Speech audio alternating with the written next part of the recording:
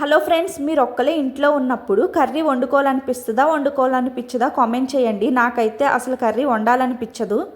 నేను ఒక్కదాన్నే ఉన్నప్పుడు కర్రీ ఎందుకు చేసుకోవడం అనిపిస్తుంది. అందుకే ఆల్మోస్ట్ కర్రీస్ అయితే నేను ఒక్కదాన్నే ఉన్నప్పుడు వండను.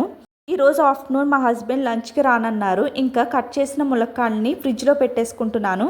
నైట్ టైం రైస్ తింటే కర్రీ వండుకోవచ్చు. మేము నైట్ టైం రైస్ తినం కాబట్టి ఇంకా కర్రీ వండినా మిగిలిపోతుంది.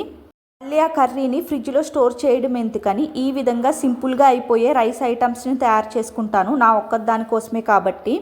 ఇంకా నైట్ టైం అయితే టిఫిన్ కానీ లేదంటే ఫ్రూట్స్ కానీ తింటాము నేను మా హస్బెండ్ ఆఫ్టర్నూన్ లంచ్కి రానన్నప్పుడు ఈ విధంగా సింపుల్గా అయిపోయే రైస్ ఐటమ్స్ని తయారు చేసుకుంటాను.